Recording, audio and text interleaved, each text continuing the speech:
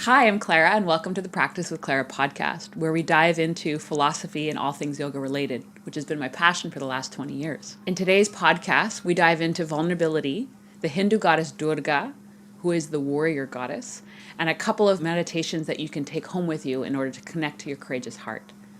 So do subscribe to our podcast, and we'll see you soon. We hope you enjoy. Morning. How are you? I'm good. How are you? I'm well. I'm just gonna move myself back a little bit so I'm in the frame. How's that? Great. That's And perfect. move to your right or your left. Move to, yeah, right there. Perfect. There. Yeah. Cool. Welcome, everyone. Thanks for coming back to the Practice with Clara morning gathering. We're back this week, Monday, Wednesday, and Fridays for our morning discussions. And today we're going to discuss the theme of vulnerability, which I think is really topical considering Claire's new role as a mother. And that's actually what I wanted to start with today is just a little bit of what's going on. We've taken a month off, so this is our first discussion since Clara had baby Carmen. Yeah, so Carmen came early, 3 weeks early, and she's been with us now for a month. She's a month old as of yesterday, and we're just navigating what it's like to have a third person in our relationship as well as little being that, um,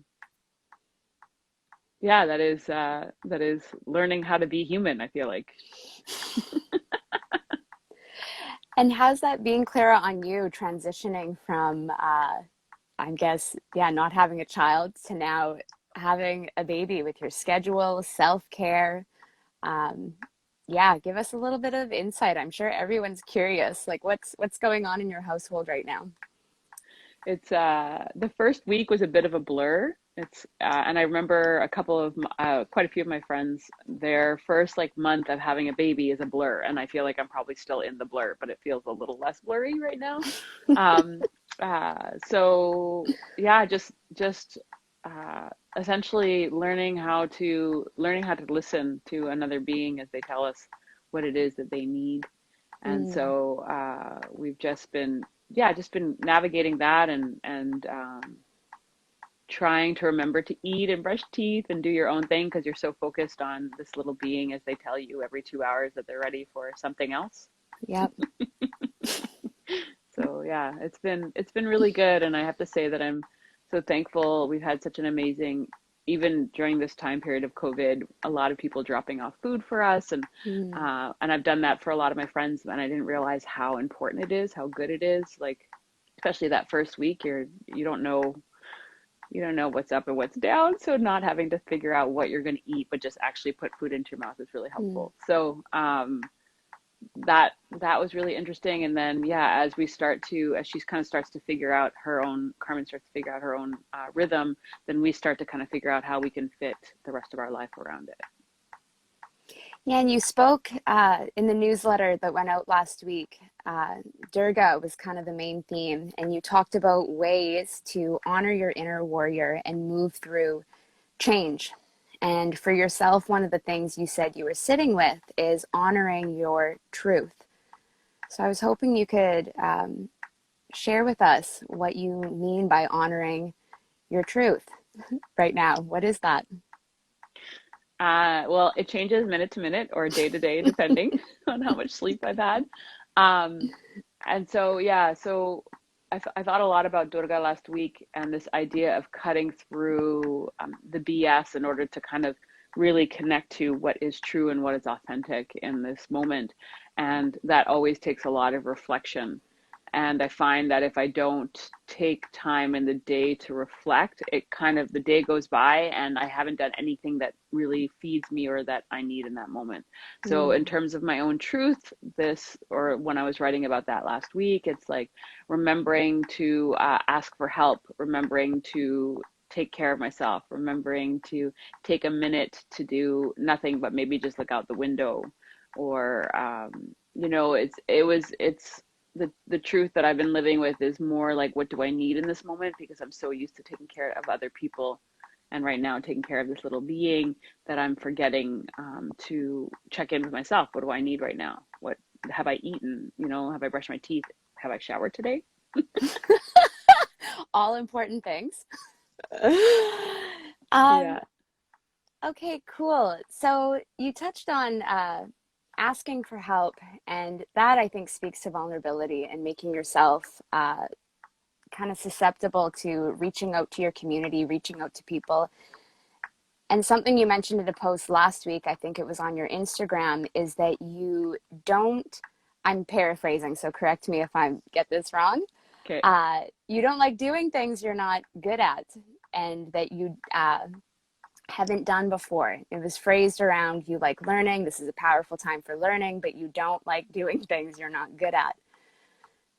And then in that vein, can you link that statement to how you've been asking for help and who you've been asking for help right now? And just that process in and with yourself in sitting with this vulnerability that you maybe don't know what to do. Maybe your resources are lacking currently because of COVID. Yeah, share what's that been like? So, it's so interesting to be, so I worked at a daycare. I was an au pair. Like I've worked with children a lot in my life, but I've never worked with children 24/7, 7 days a week. I think the Yeah. most I've taken care of children is like 4 days by myself while a family was, or the couple was away doing their thing. But and the babies were a lot older than than Carmen is right now. So you have a stronger sense, and they have a stronger sense of what it is that they need. So Mm-hmm. sometimes I feel like she's crying and I don't know what to do. And I'm like, what do I do right now? And like retry everything. And so one of the greatest gifts of doing this in partnership is that if one of us has tried all the things and nothing's working and you're like, she's still crying, I don't know, then we can be like, I tap you in, can you come in and help me? And then maybe just like a new set of eyes and a new person, new energy is going to help bring solace to this little being. Generally she's in Pass a the growth stick. spurt, so she's like uncomfortable, so it's just like, how do we make her comfortable while she's like, physically changing, and she's changing so much. Mm-hmm. And so mostly who I call upon is my partner, to Alejandro, to help me um, on the day to day. But I will say, there's also a couple of mom friends that I've reached out to who have given me a couple of tips. Like this is what's happening. They're like, try these three things, and you're like, okay, and one of them usually works. So it's been so helpful in that way to have my community. But yes, like you said, with COVID, a couple of my friends were like, I would love to come over and help you and like Yeah. show you these techniques that really work, but I'm going to do it over FaceTime because that's all we can do right now. And so, yeah, so we're just kind of navigating through that, I would say. And then in terms of not being good at something, uh, it's been a while. I feel like that I've started something that I haven't done, like that I'm new at, let's just say. Yeah. And again, taking care of children is not something that I'm new at, but taking care of my own child is like a whole other thing. And I was like, oh, this is, because when you take care of other people's children, as you know, they tell you what to do. They're like, the parents are Yeah. like, these are the things, these are the Yeah. techniques, and you're like, great, I can follow directions. Boom. But you have nobody telling you what to do. So you're like, Eh? so I felt like when I wrote that last week, I was at a point where I was like, do I know how to do this? And so I read a great book called The Happiest, or I skimmed this book called The Happiest Kid on the Block, or Happiest Baby on the Block, which talks about a couple of different methods of dealing with children who are crying. Mm. And then the other great advice that my dad and two other moms gave me last week is like, trust your instinct, like, And I was like, oh, right, I do know. I have Okay. this. Yes. And normally I trust my instincts in most other things, but I feel like in this moment in time, I'm like no sleep, not sure about eating. Not at my strongest point.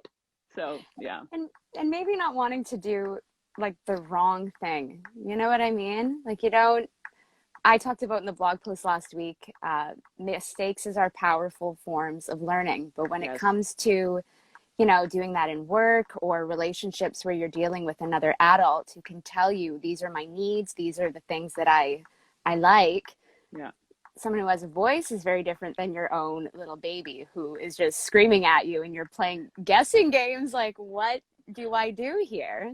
So, Yeah, well, the things that yeah, we've been kind of talking about is like we're just throwing everything at the wall and seeing what sticks. I'm like, let's great. try all methods and just see what happens, what works for her in this moment. Great. And if not, you're like, that one didn't work. Let's try this next one. Keep pivoting. That's kind of like your business model too, Clara. Totally. Totally.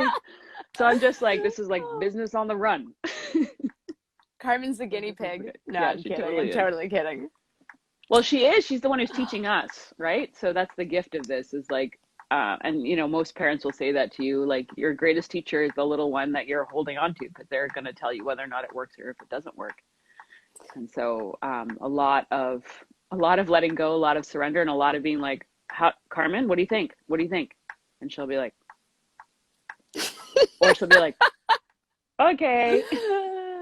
And also with your child, you can't fully tap out. Like you're committed to it. Yeah, Whereas your project, you can be like, I'm done. Like I'm walking away from this. I've exhausted myself and my resources. Peace out. Your baby, totally. it's like, well, now we're in this for the rest of our lives. Oh, you're still here. Oh, great. Oh, I'm still here. Oh, we're still here together. Amazing. We're still doing this?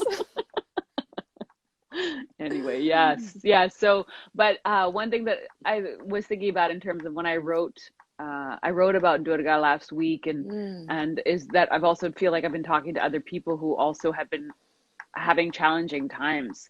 And like part of just being in isolation. I mean, I feel like we're in parent isolation anyway, but like we're all in isolation.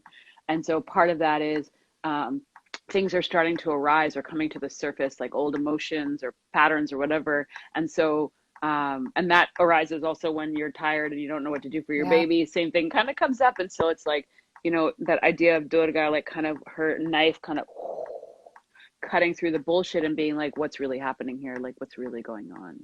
You know, so. Yeah. And something else you discussed just in terms of that direction and something with cutting with the sword, isn't it? She comes in with the sword and cuts through all the bullshit. Yeah. Yeah.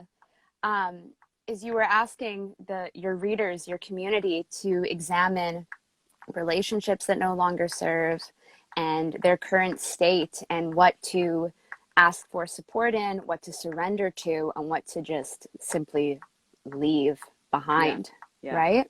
Yeah. And maybe speak a little bit to how does Durga serve that purpose? Because I would think of a warrior Durga as like strong, fighting, but this to me sounds a little bit more like vulnerability, softening, surrendering. They say that you're at your strongest when you're at your most vulnerable, meaning that when you expose yourself, that's where your strength lies. And that's what the warrior, like the way of the warrior is through that. So through your heart. Mm-hmm. Well, and yes, and through your integrity and through your truth and through knowing what is the right, quote unquote, the right thing for you to do in that moment. It doesn't necessarily need to be righteous, or it doesn't necessarily need to be the right for all. Like it's not dogmatic, but it's the one that is like, that lives at the center of you, that you're like, this is what is true and what is real for me right now. Yeah, my truth. Yes. That's a great segue into the other piece I wanted to talk to you about in terms of vulnerability, truth, and Anahata, the heart chakra. And Anahata translates to this idea of unstuck. The unstruck. Unstruck. Yes. So Anahata means unstruck. It's the unstruck chord. And it's the idea of the moment before the vibration. So it's the silence.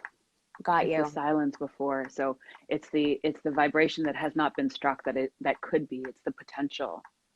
And that's such a beautiful, it's such a beautiful concept, is that the heart is unstruck. And also you could even go with unstuck with you in terms of that. It also works together because it's this idea that it is not affected, right? It is the possibility, and that's what our heart is, the possibility.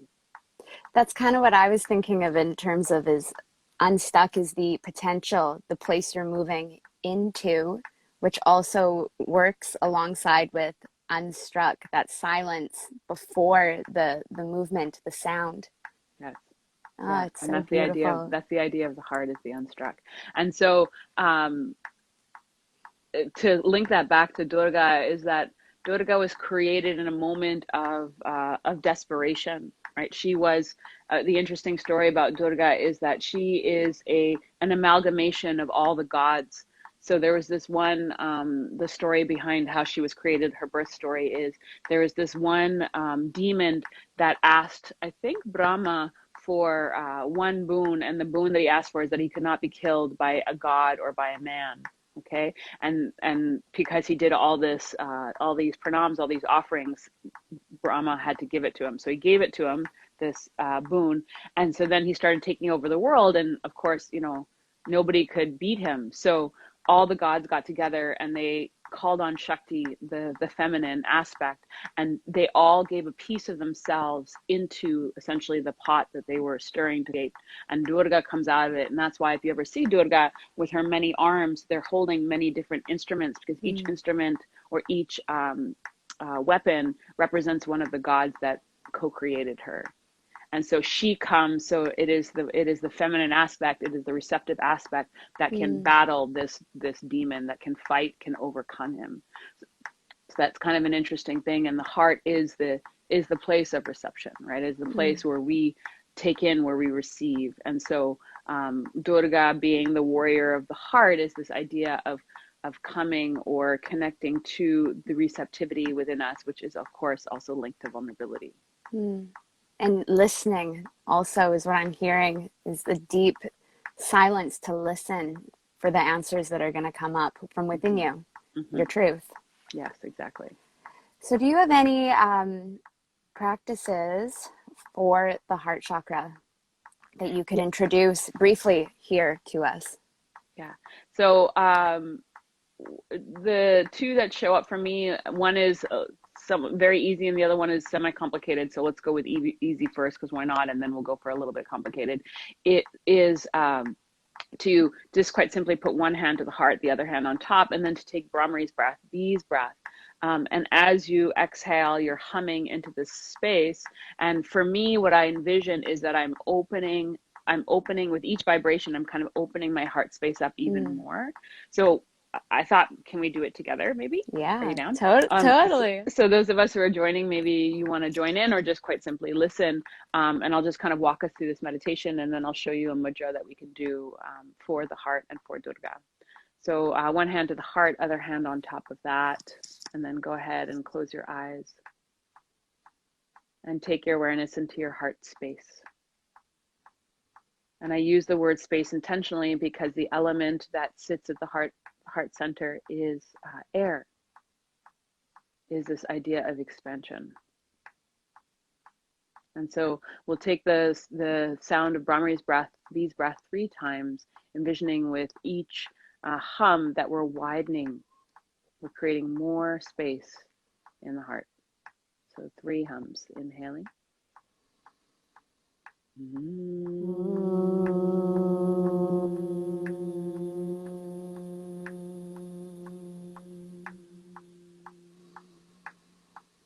Inhale.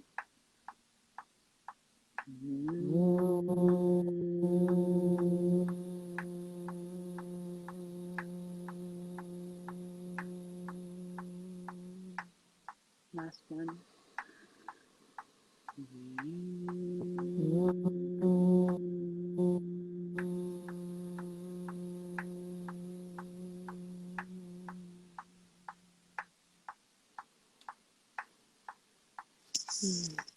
And then quite simply just resting here and envisioning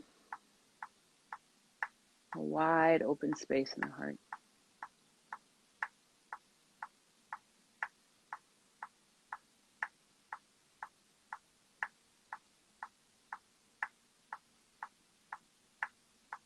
And then quite simply asking this space, this place inside of us, what is your truth? What is my truth in this moment?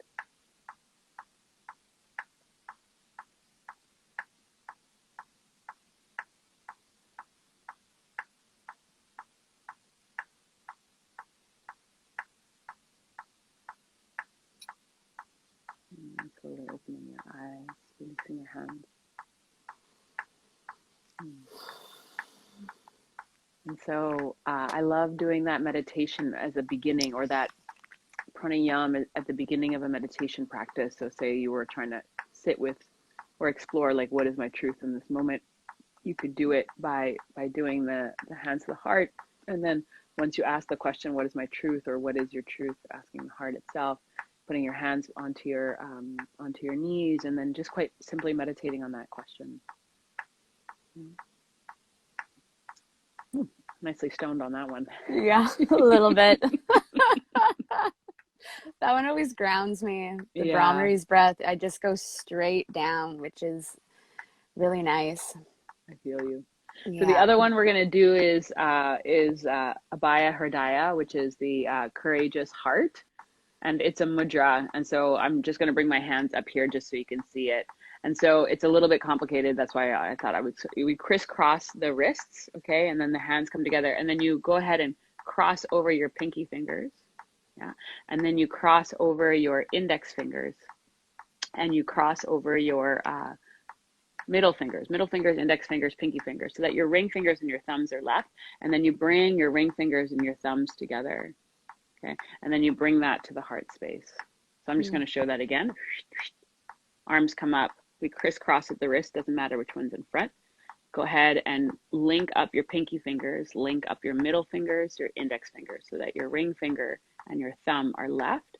And your ring finger is the pranic, is the energy mudra. So bringing those two together into the thumb, and the thumb is the divine. So bringing our energetic and the divine together, and then we bring that to the heart space. And then you bow the chin towards the chest, and you quite simply sit here. And again, you think of courageous heart, and I talk about this in the Durga meditation on the Practice with Yoga website, is this idea that cœur, which is the bija, the seed for courageous, right? The French word cœur, which is your heart. So to have courage is to live in the heart space. And so, yeah, you would essentially grab these two together, bow the chin towards the chest, close the eyes, and then just meditate on that. And you can even go ahead and ask the question, like, what is my truth in this moment? Yeah. So those would be the two meditations that I would offer in terms of connecting to the heart space, as well as connecting to Durga, our inner warrior. Yeah, and for our viewers, there are 3 Durga practices on the Practice with Clara site. Durga flow, so a moving practice, vinyasa, pretty fiery, a Durga meditation, and then the mudra that Clara just mentioned. And is there mantra on any of those, Clara? There's a Durga mantra in the mantra. Yeah. So if you go to the mantra playlist, we have a Durga. So we've got Durga on all sides. So depending upon how you want to connect with her, either through sound, through shape, through mudra, or through movement. And then I always lots of questions that I kind of dip into all of those, so that you can connect to the warrior and kind of sit and contemplate your own heart. So what's a question you would leave everyone sitting with, Clara, surrounding Durga, vulnerability, for people to contemplate?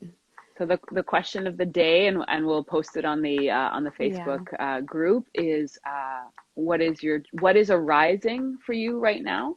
What is coming up in these moments of silence, or these moments of reflection, or these moments of let's say slowing down that we are in? Thank you to COVID.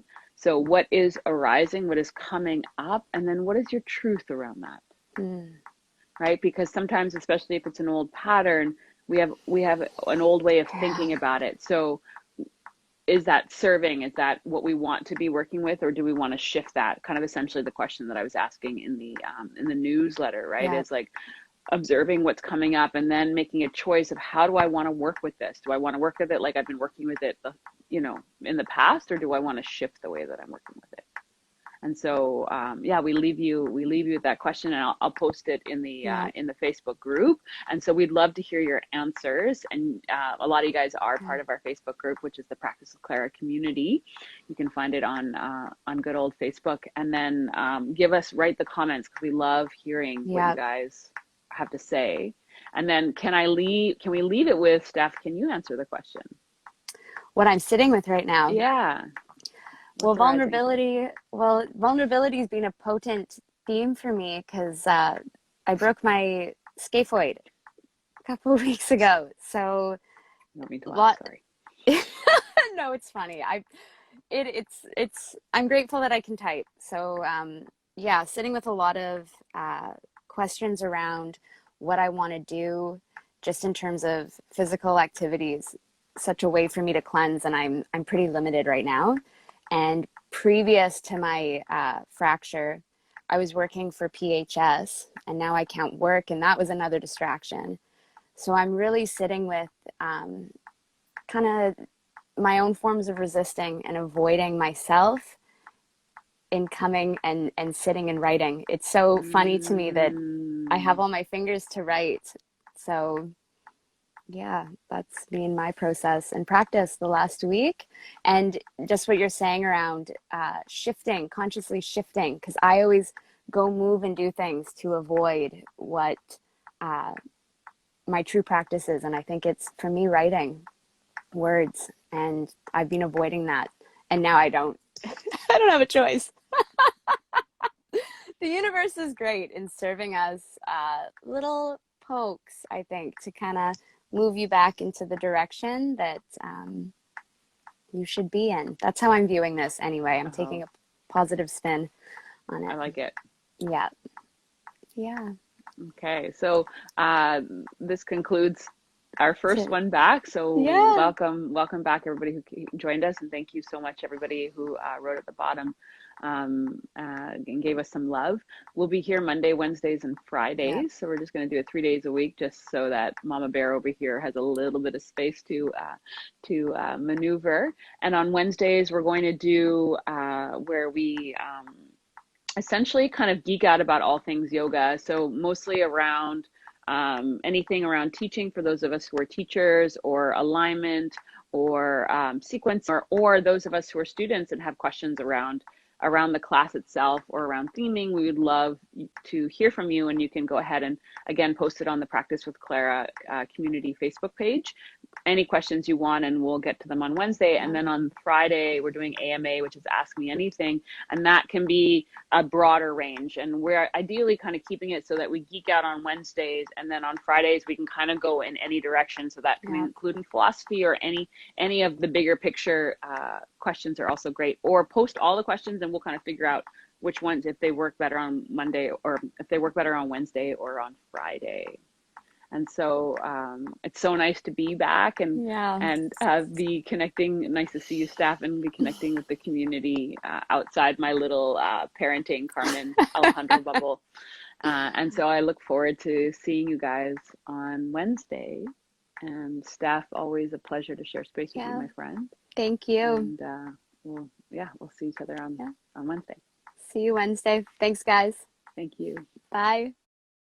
Thank you for joining us today on the podcast. Today's podcast was brought to you by the Practice with Clara app. That's mine. I've created almost 100 yoga classes for you to do at home or on the go. And they're available to you on your favorite device, including mobile, desktop, and TV. These classes include Vinyasa, Slow Flow, Hatha, Restorative, Yin, Mantra, Meditation. I also just had a baby, so I created prenatal yoga for all 4 trimesters. So head over to clararobertsoss.com/join to learn more. Or search for the Practice with Clara app at your favorite app store. There's a 7-day free trial, so no commitment. And make sure to subscribe to the podcast. We've got lots of good stuff in store for you. Until next time, namaste.